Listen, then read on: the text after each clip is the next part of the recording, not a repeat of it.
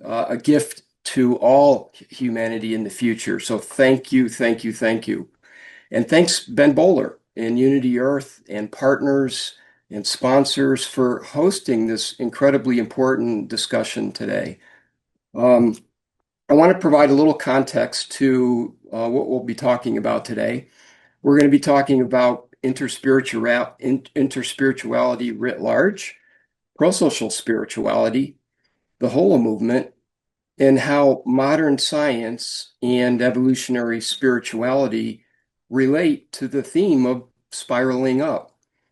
So I want to, introduce everybody. First, my name is Jeff Genung. I'll serve as the moderator.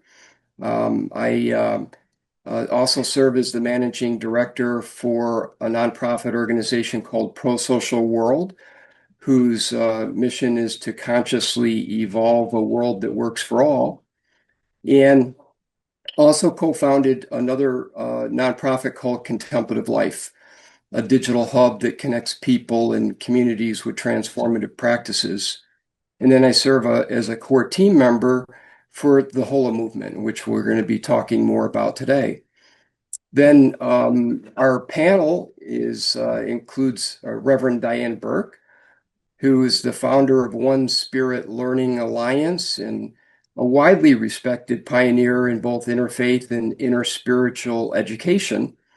She's also a licensed mental health counselor in New York City, and she also is the co-creator of ProSocial Spirituality courses with ProSocial World.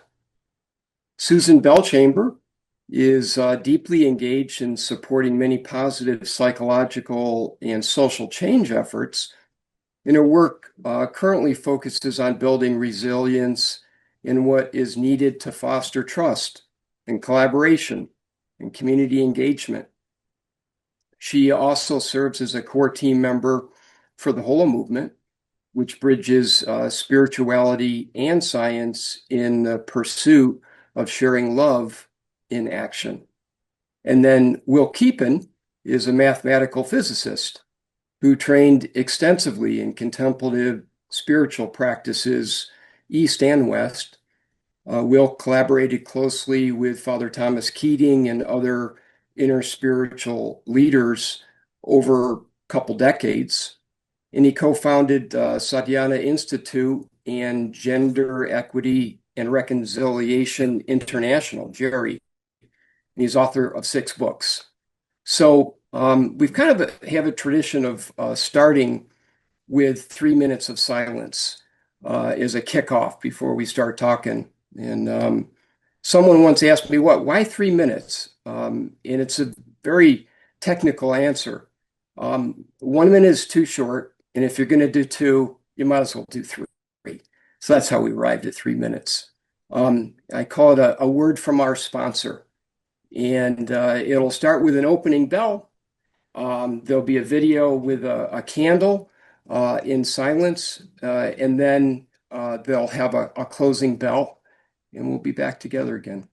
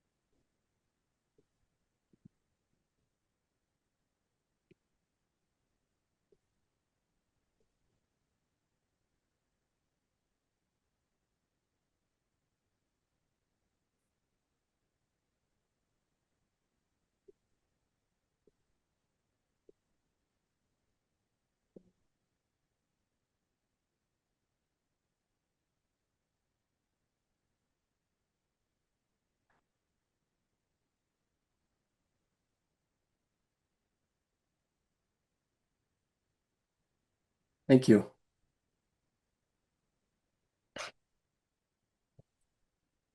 So first, I'm going to turn to you, Reverend Diane Berke, and love to have you tell us about interspirituality and pro-social spirituality. What's that all about? Thank you, Jeff.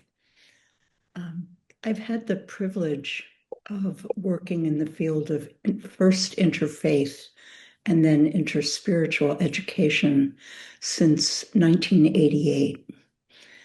And for the last 6 or 7 years, the privilege of working with Jeff and others, including Kate Sheehan Roach and Susan Soleil at ProSocial World, to develop pro-social spirituality. Interspirituality is the overarching spiritual framework for pro-social spirituality. And of course, interspirituality is a term coined by Brother Wayne Teasdale in his 1999 book, The Mystic Heart.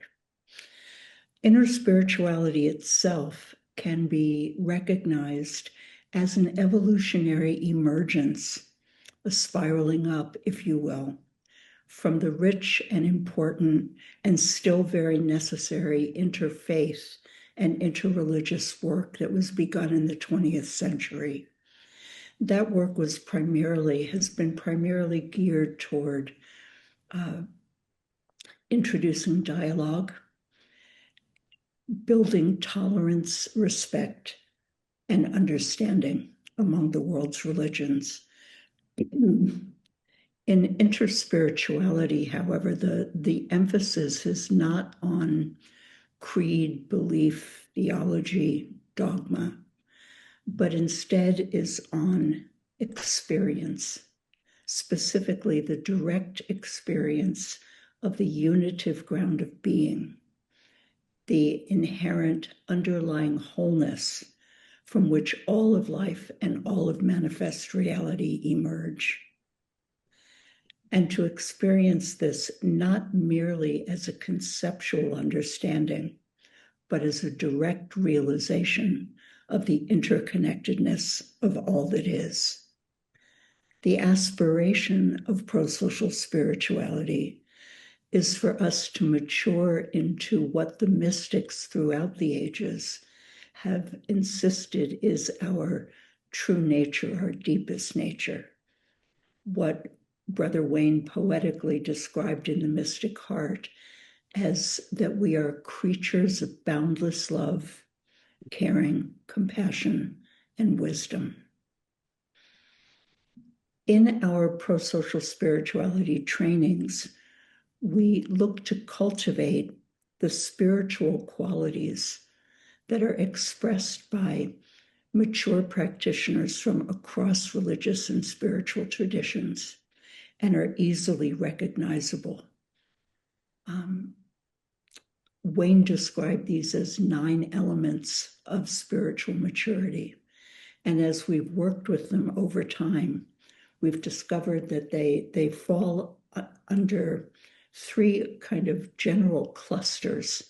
The first of which is a deep recognition and then living out the realization of our profound interconnectedness and interconnectedness with all of life. The second cluster of these qualities has to do with a deep and ongoing commitment to the inner process of transformation, which is really the heart of the spiritual journey. And the third cluster finally has to do with bringing these qualities bringing our spirituality into the arena of social engagement in the world, working toward justice and world transformation.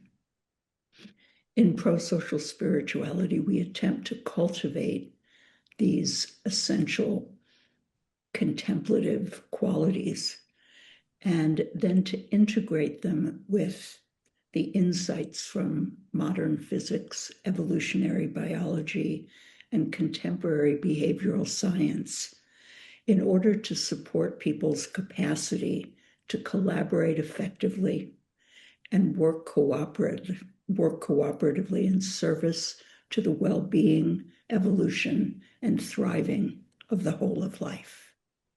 So that's a little overview of pro-social spirituality. Well, thank you very much. And the next, I'd like to ask, Susan, you're a core team member of the Holo movement, and we've been hearing more and more about the Holo movement. And I'd like to have you share a little bit about what is the Holo movement, and then we're going to ask Will to talk a little bit more about that from a scientific perspective. So, Susan, over to you.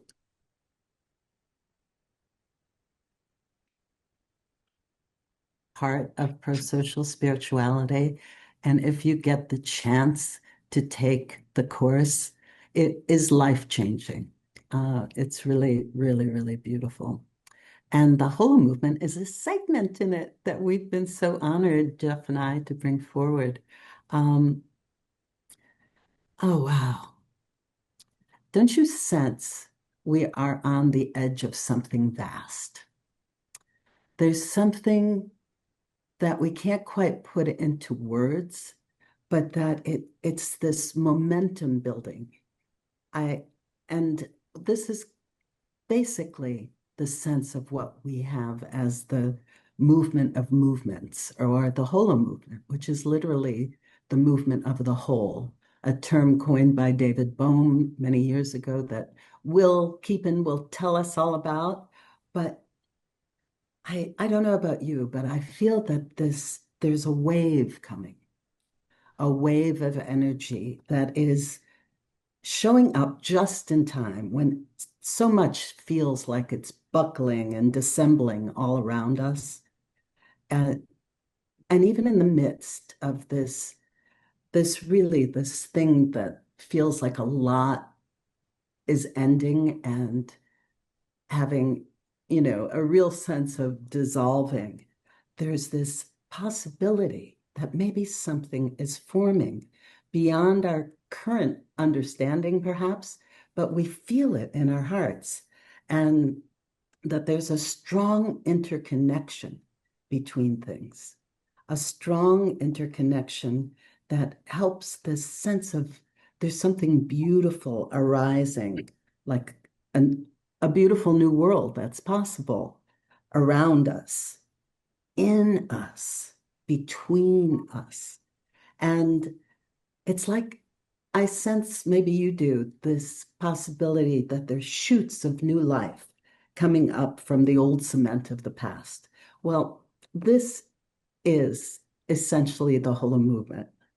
And Emmanuel Consamon, in the book that Kurt mentioned, I don't know if you can see this, the Holo movement, embracing our collective purpose to unite humanity. He writes that the Holo movement is really a sociological model for guiding humanity to its proper flow on the path of the Holo movement. I love that the sense, I think you're catching this, that there are waves and flows and currency and energy in the Holo movement. And there's a depth of where spirituality meets science. It's not just in our imagination, right? There is science behind it. Keepin will tell you about this beautiful science, but we're truly a part of something that's emergent. And this is very exciting. Well, I'll tell you about my own experience of the Holo movement, that it found me more than I found it. I was ready for it. And you know what they say is when the student is ready, the teacher will appear. Well, this movement appeared for me. And I've been part of it since 2023, when many of us ignited the Holo movement together. But Emmanuel and Jill Robinson had already written this beautiful book that Will gives a really gorgeous intro to. And we started to design this wave structure that's it's been based on an annual conference that we gather together with, and has this sense of where spirituality meets science, mind, body, spirit, amazing amounts of joy and love in action, and music, and just incredible people coming together. It gives us a sense of hope. And that has been life-changing for me. And I think most anybody that shows up, we hope that you might join us for our next wave in Portugal, May 29th through June 1st, because it is a spectacular time. You can't walk away from it without having a sense of hope that something is shifting in humanity right now. It is, I think what we talk about in terms of the Holo movement is that it's a worldwide living ecosystem. And this ecosystem is catalyzing a movement of conscious action and impact in all realms of possibility, all subject matters. We're working on collaborative commerce. We're working on, new forms of interspirituality. People come to sing. It's some really wonderful. We have amazing artists that come, and they bring forward a sense of what's real and what's emergent right now. So I honestly invite you to join us because we are really all part of the whole. And I'm one of the catalysts of Holons, and there's so many ways we can form love and action groups. And that is the best thing about it, that we can do what is in our heart to do and be part of something that is vastly bigger than just ourselves. A beautiful sense of belonging to something that really, really matters. So I'll hand it back over to you, Jeff. Thank you, Susan. That was really a great foundation because, you hear the word whole movement, what does it mean? And there's a social dimension to the whole movement. There's a kind of a cosmic dimension to the whole movement.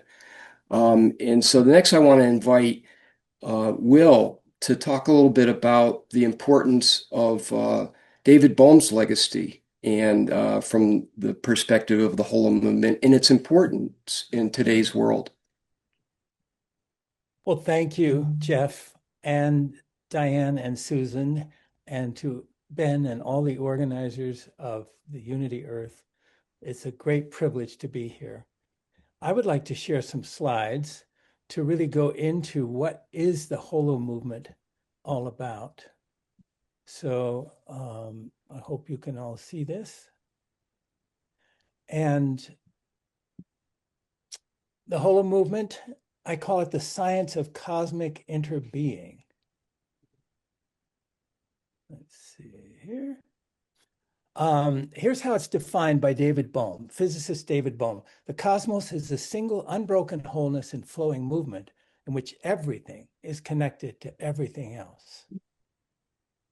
Now, the Holo movement has two aspects, which are called the explicate order and the implicate order. And the explicate order is basically the physical universe that we can perceive through our mind and senses. The implicate order is the vast unseen cosmos, the spiritual universe, perceived especially through the heart. Now, David Bohm was a leading pioneer in science and spirituality both. He went beyond Einstein and reformulated quantum physics to include quantum non-locality. Then over the subsequent 70 years, this was experimentally validated. He conducted extensive dialogues with leading spiritual masters, Krishnamurti, the Dalai Lama, and others. And then he developed the Holo movement, which unifies science and spirituality. Now, what does the Holo in the Holo movement mean? Don't be intimidated by this. It just means that reality has a fractal or holographic structure. The simplest example is given by that formula at the bottom. If you plot the graph of that formula, you get this figure. And it has a very unique structure. If we zoom in right at the top, we get this. And just bear with me here. I'm going to zoom in again, and we get this. So we're sort of diving in, magnifying by a factor of 10 each time. We zoom right into the center, and we get this. We zoom into the center pinch point there, and we get this. We zoom into that cross at the center, we get this. We zoom into that star at the center, we get this. We zoom into that black spot at the center, and voila, 136 million times smaller, we see an exact replica of the original. This is the holographic essence of the holo movement. Fractals, or this holographic structure, are modern scientific discovery of the ancient principle of correspondence, as above, so below, as within, so without. Now, we might think this is all just mathematics, but it's all around us in the natural world. Look at a fern. Each leaf of the fern is a miniature replica of the whole. The wonderful Romanesque broccoli, each nodule on that broccoli is a miniature version of the entire thing. And if you look at the surface, each tiny, tiny little nodule is itself a miniature replica of the whole. Tree branches. Each branch is like a miniature trunk with its own branches. Lightning has the same structure. This is the human eye. You can see the pupil at the top, the iris. That's the blood vessels in the human body have this same fractal structure, as do the trachea and the lungs. So in analogous, direct analogy to these examples in nature, consciousness itself has a fractal structure. As Rumi puts it, as he so eloquently does, the secret turning in your heart makes the entire universe turn. And we see this across all the religions, that there is this oneness with the infinite divine, whether it's in the Upanishads, the Bhagavad Gita, the Bible, the Quran, Al-Halaq, An-al-Haq from Al-Halaj, the Psalms. We see that the teaching of all of these scriptures and religions is that the full infinity of divinity is within you. So you are not just a drop from the infinite ocean. You are the drop. I'm sorry, you are the infinite ocean contained in a single drop. So there's an image of that. So there's a parallel. On the right-hand side, we see the process mathematically. On the left-hand side, we see that a spiritual seed creates the holo movement in reality. And we look into the Bhagavad Gita, we see this claim from Krishna, God speaking as Krishna, I am the original seed, the origin of everything. My eternal seed is to be found in every creature. From that seed comes all of creation. We see the same in the Logos, in the Gospel of John. In the beginning was the Logos. The Logos was with God. The Logos was God. The Logos is the seed. So we see the same process in the mathematics and in the spirituality. The seed creates the totality of the cosmos. And this results in this spectrum of religions, which all have the same superstructure on an esoteric plane. So I want to close with what Bohm said. The holo movement, as you see, it unifies science. It also gives a perspective that unifies all the religions.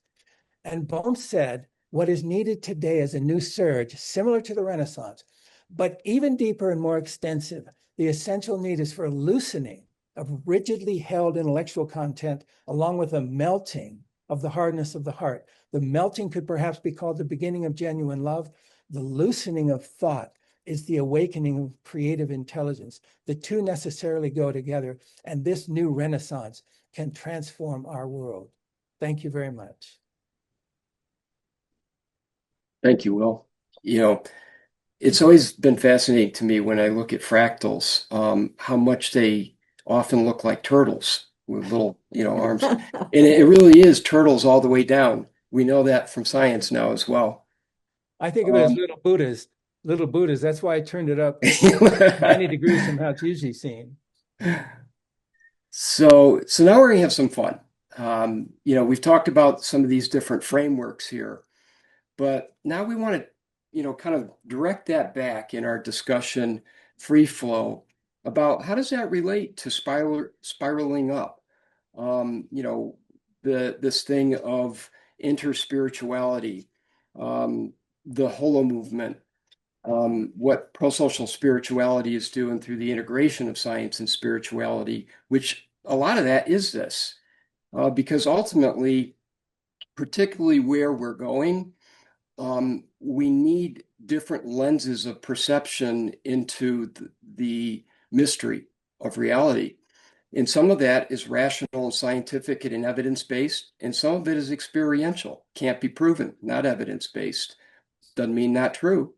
So here I just want to kind of pass it, whoever, feels led to speak about, what does spiraling up from this perspective mean to you?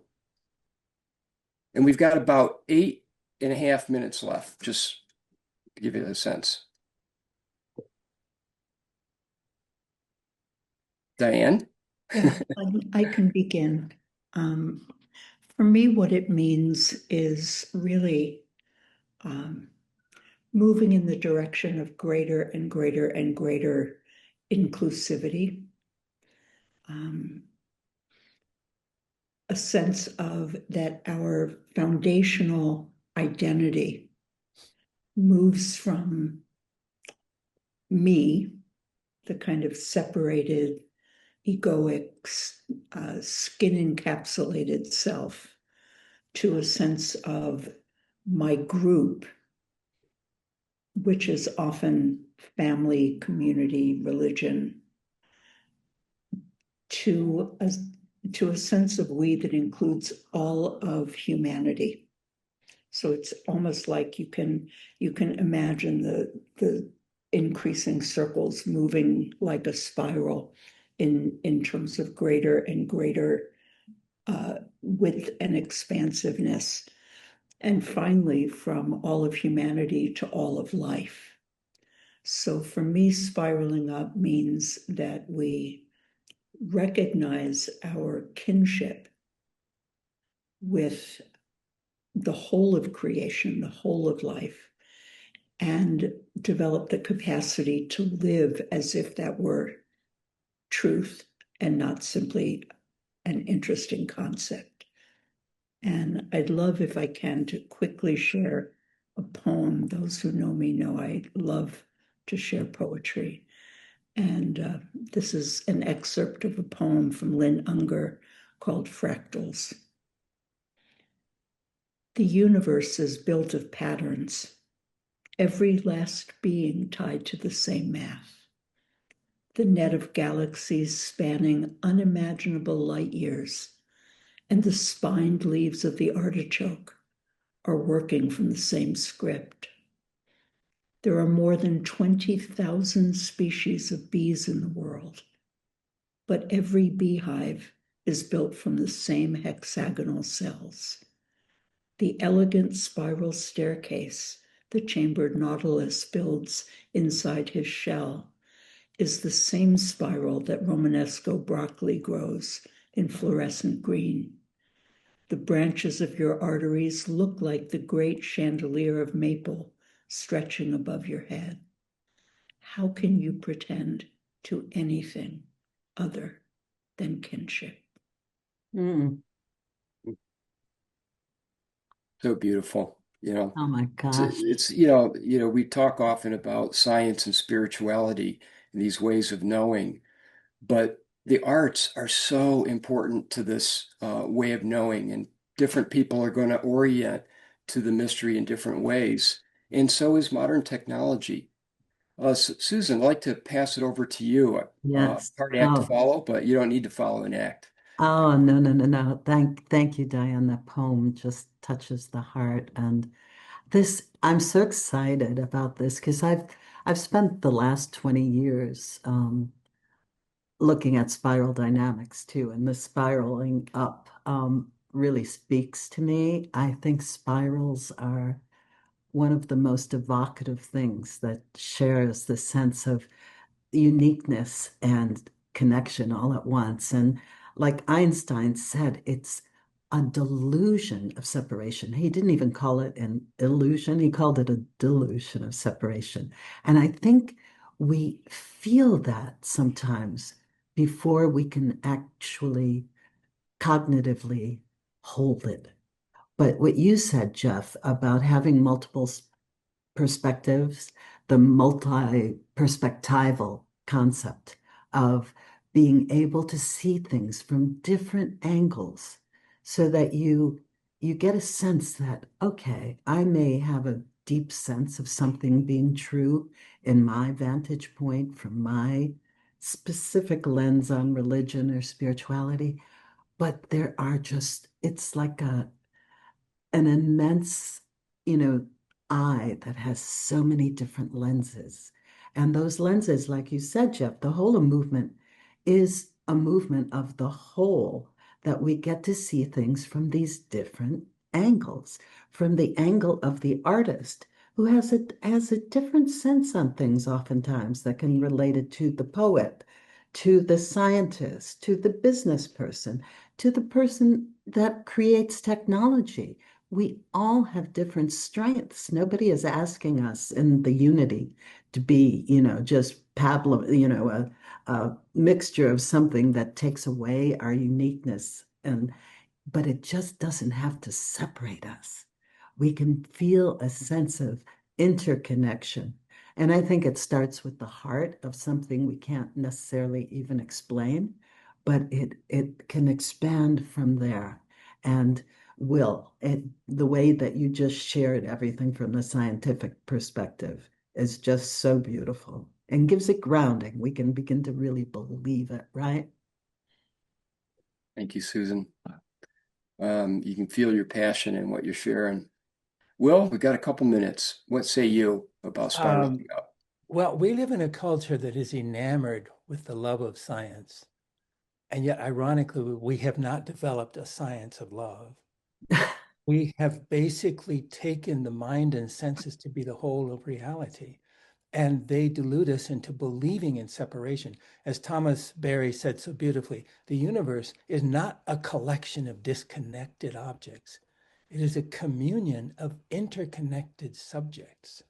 Everything is interconnected to everything else. And to perceive that, we need to really develop what I call the epistemology of the heart, the science of the heart, the opening of the perceptual faculties of the heart. Because as Pascal said, centuries ago, the heart has reasons, of which reason has no knowledge. And I would add the heart has powers, of which political and economic powers have no knowledge. And so as we cultivate these faculties of the heart, we will begin to directly perceive the unseen cosmos, the fundamental interconnection of everything with everyone else. Just like that little fractal contains a miniature version of the whole, so do you, so do I. Each one of us contains all of humanity at a fundamental level of awareness. And when we get that, and we truly feel that, we not only feel the pain of humanity, but we feel the deep commitment to do whatever we can to contribute to healing all of the divisions in the human family. Thank you. I'd like to hear you, Jeff, for the last 45 seconds. Well, I'm enjoying listening to you. You're like an evangelical physicist. Um, well, I'll say this just very briefly. When I think about the spiraling up, there's two things happening. And on one hand, there's conscious evolution that is moving toward the realization of this profound interconnectedness. And that's true. But it's also true that there's an involution, an incarnation that's taking place that is the accent there is on divine love, embodying into the human experience. And while both are true and both are important, perhaps one is more true than the other. Don't know. And with that, I want to thank you, Will. Thank you, Diane. Thank you, Susan. Thank you, Unity Earth. And pass this back to Brother Bowler. Thank you. Thank you all so much.